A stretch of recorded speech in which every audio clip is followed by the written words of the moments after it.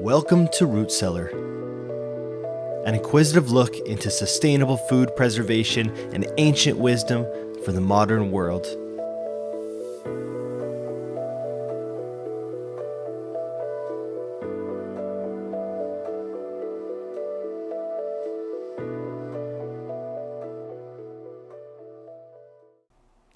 Today on the show, we are making small batch lacto fermented hot sauce.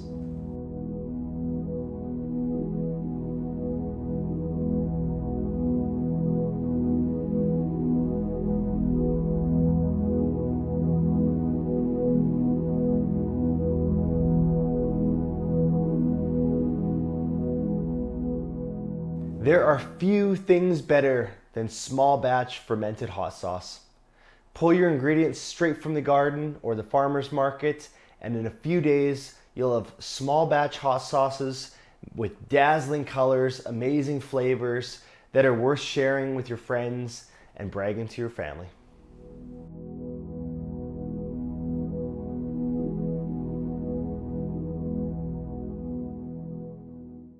There are two types of common hot sauces you will see. The first, the ones you find at the supermarket, which combine chili peppers, vinegar, salt, sometimes garlic and other ingredients. They're cooked and blended to create a shelf-stable, consistent product.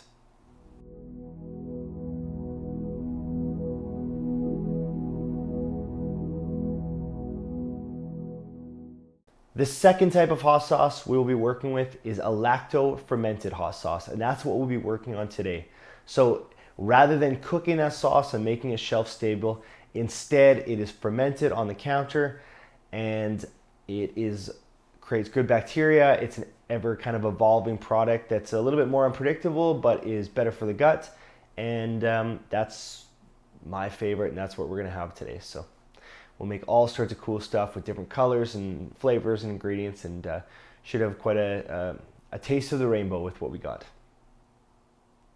Much like any other of our fermentation experiments, this lacto fermentation involves us submerging the peppers in a brine of salt and water.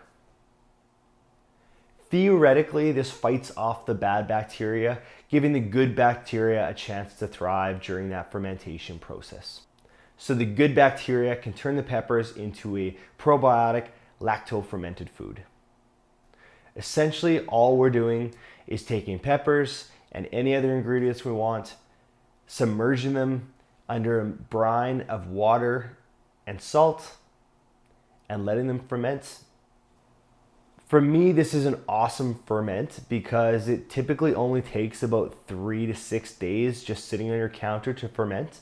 And then it's good up in the fridge for up to 6 months, but it will continue to change and alter slowly during that process. So don't be surprised if you try it a month later and it's significantly more spicy or zesty than you remembered.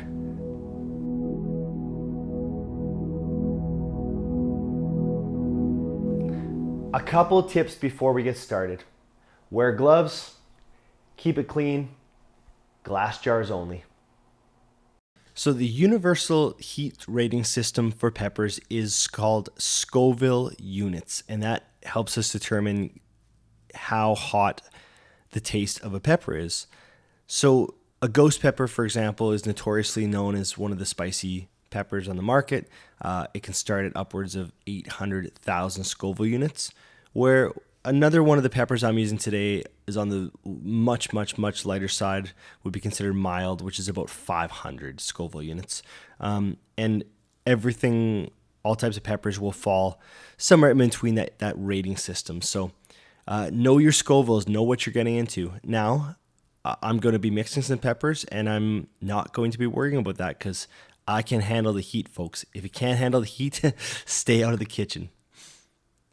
So I'm going to haul in the 4 different types of peppers that were grown in the garden this year, and we're going to make 4 different combinations of hot sauces. So here's the beautiful bounty I got.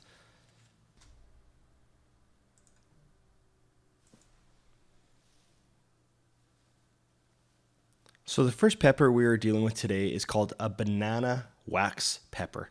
It's on the mild side of things. It's about 500 Scoville units. So quite a mild pepper would be kind of equivalent to a bell pepper, maybe just slightly elevated from there.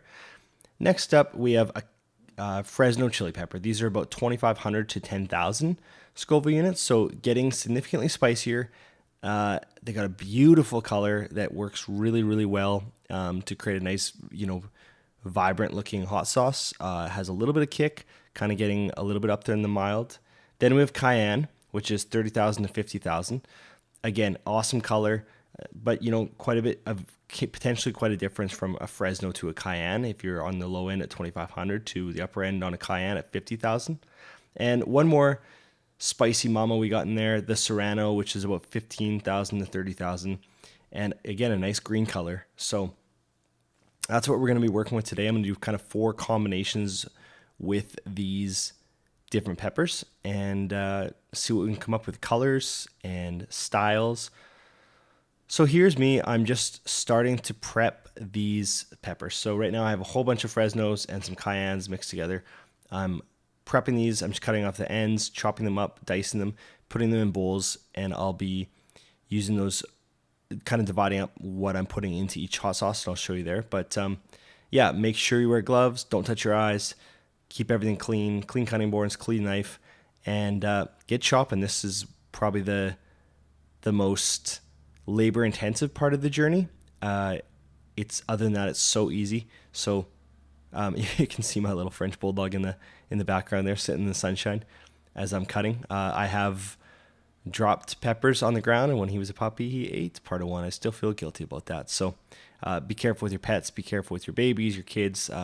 Yeah, like I said, if you got a cayenne pepper that's sitting at 50,000 Scoville units, you got some heat. So yeah, be careful. Try, this is something that can really bother people, make them sick, or make them, feel uncomfortable. So treat it with respect. And here you're going to see me adding some other different ingredients to prepping some of the other ingredients that I will be using for these different hot sauces. Here I'm chopping up carrots.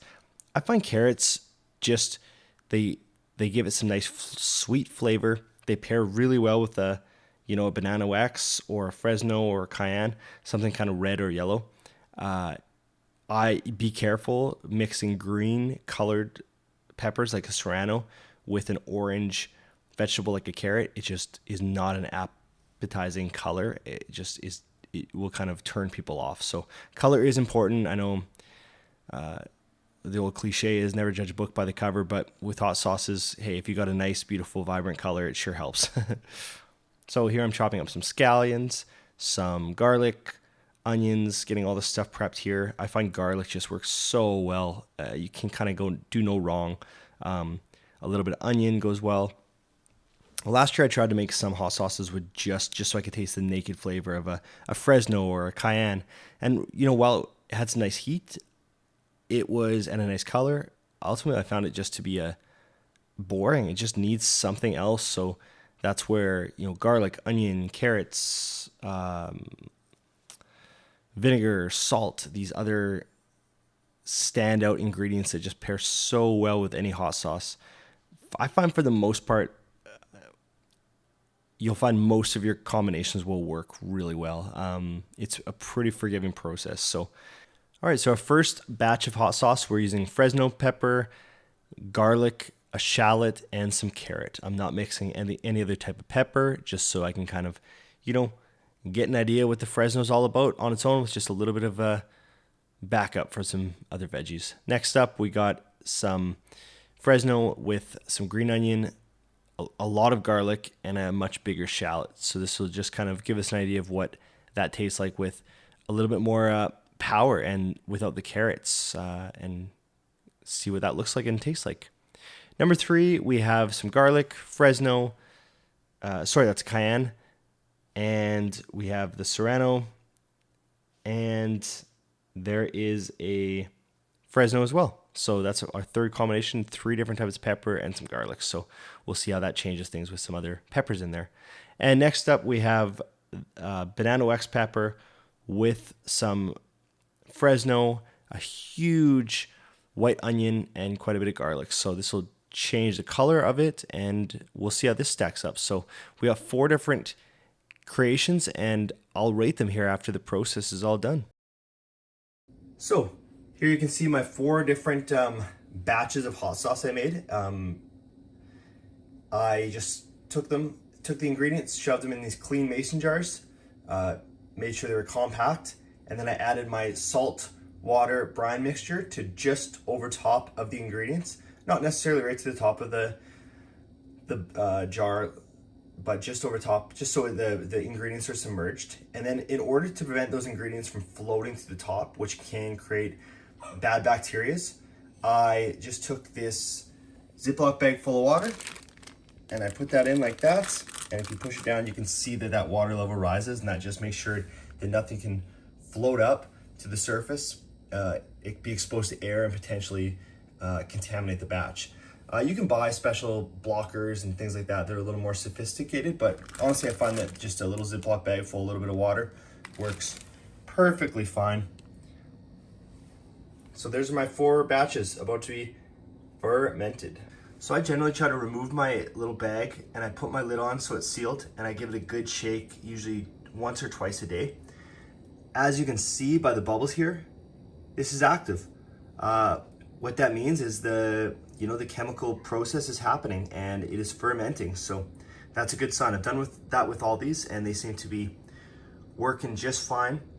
The process is nearly complete. So it looks like I have my lids on there, but they're just sitting on top, resting on top of those plastic bags. Air can still get in. You don't want them to be totally sealed because oxygen is part of the fermentation process.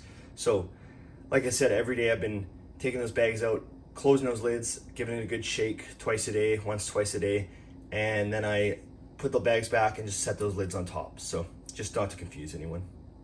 All right, it is day 6 and our fermentation is complete. So we have some nice fermented batches there. What I'm gonna do is I'm gonna remove these plastic bags and I'm gonna pour the ingredients and that salt brine mixture into a food processor and blend them up. And we're gonna see what we got. We're gonna test them out. I might add some salt, some vinegar based on taste, and we're gonna do a little taste test based on the batches we created and just kind of show you what we got. I know right now it doesn't look, super appetizing. It looks like there's a lot of water, but keep in mind those plastic bags are pushing that brine solution way up and making it look more inflated. So we're gonna make these look a little more appealing here momentarily. Put them in a food processor or a good high-powered blender, and they'll be done very soon.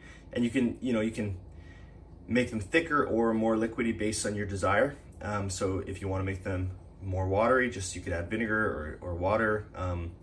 If you want to thicken them up, you can add something like xanthan gum, and that will successfully thicken it up for you, so you have more of a paste if that's what you're looking for. So entirely up to you, but let's see how they taste. So I might have forgot to mention, but I do think it's important to strain out that brine. You get a little bit too liquidy, and it's easier to thicken it up than to try to.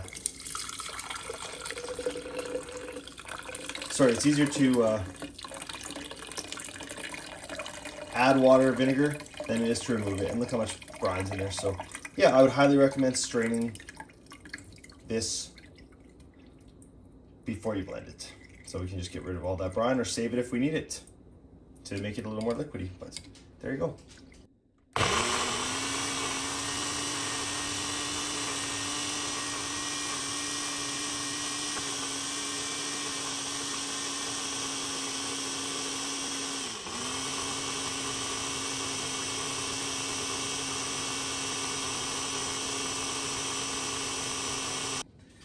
So the first one I forgot to strain the brine, and the second one I did.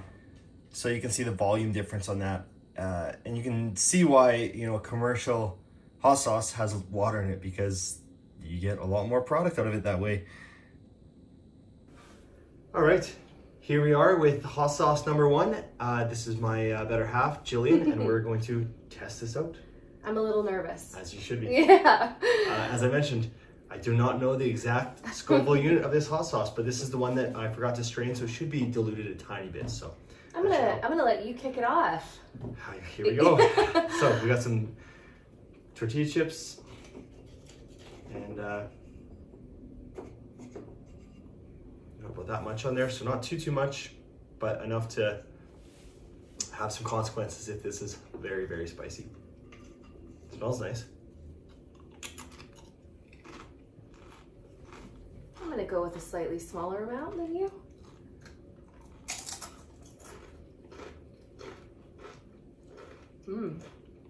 It's really good. Oh, that's really good. Okay, it's got a little bit of spice. It's got a bit of kick. It's got a bit of kick. Oh, it's got some kick.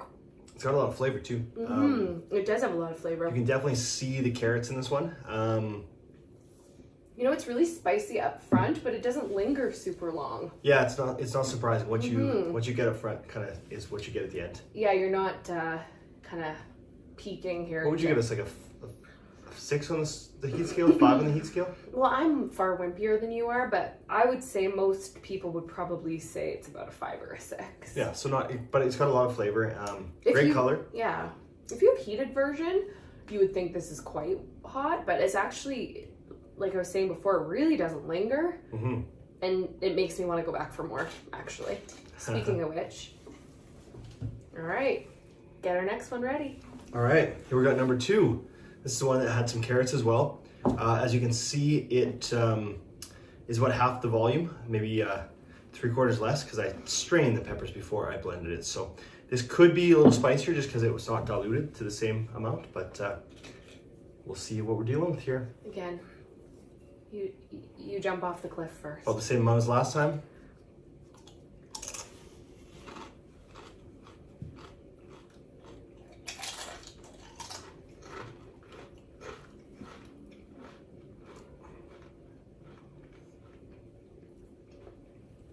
It's less hot.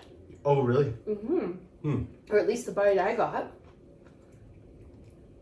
It's a different type of heat. It is a different type of heat, but it's not as hot as the last one.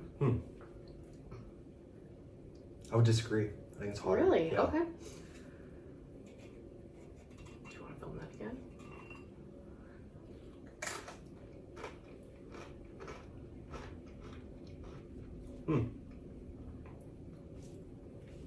I think it's not as hot. Not as hot. I'm gonna try one more. Try again.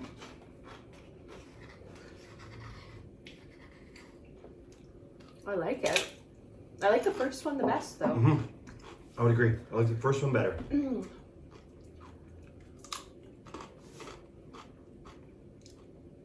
It is a different kind of heat.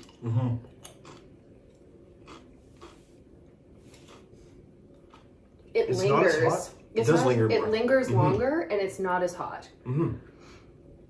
Not by much, but No. it is. I would say it's like more of a 4-5 as opposed to a 5-6. But the heat stays on your tongue for longer. I can't tell if I'm tasting more garlic in this one or onion. There's something. Yeah, for sure. We'll show you. We're trying to do these a little bit blind so that we're... All right, so we've had a little palate cleanser. Had some milk. It was necessary. We should be close to level. And this one, we had less carrots or no carrots. And this is a pretty basic one. So we'll see. This kind of showcases the peppers themselves a little more. There we go. A little bit more of a red color. It's hard to see on camera, but... Yeah, the color's beautiful.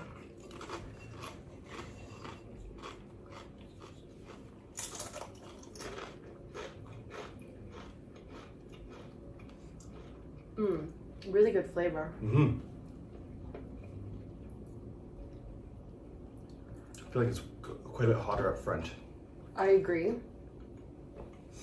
Make my nose water. The other ones hadn't so far. But I don't feel like it sits like the second one did that lingered for such a long period of time, but it's too early to tell, I suppose. What would you call that on a heat scale? That to me, that would be a 6. It would be the hottest one we've had so far. Like, Yeah. You're disagreeing? No, I think I just took a little bit less than you did.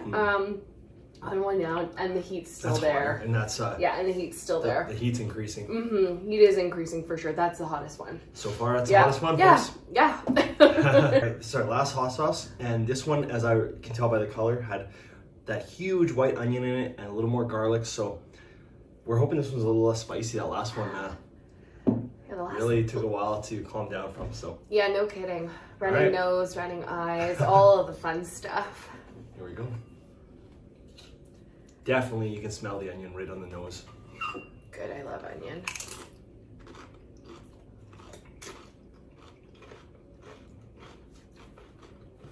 Oh, that's good. You like it? I love it. That's nice. I could use maybe about half the onion. It's a little overpowering, but the heat is not too much. It balances that flavor with a little bit of kick. It's definitely the mildest. It's more probably a 4, but with tons of flavor up front. You know, I think the first one was my absolute favorite. The first one was a winner for me. Yeah. This one definitely loved. The third one is substantially hotter, and we'll try to do some math and figure out the Scoville units on that one. So yeah, that one was, but great flavor in all of them. And I mean, just like, look at this color. Yeah. It's almost like it's electric. So you can take these and put them in some nice small bottles, and they're great keep them in the fridge from here on out. They are great. Great for the stocking. Yeah. So you always get hot sauce in your stocking at Christmas. It's true. Yeah. So, good markup on hot sauce too, I noticed. So very much so. Yeah. Good. Thanks for watching, and go make your own hot sauce. Let us know how it goes.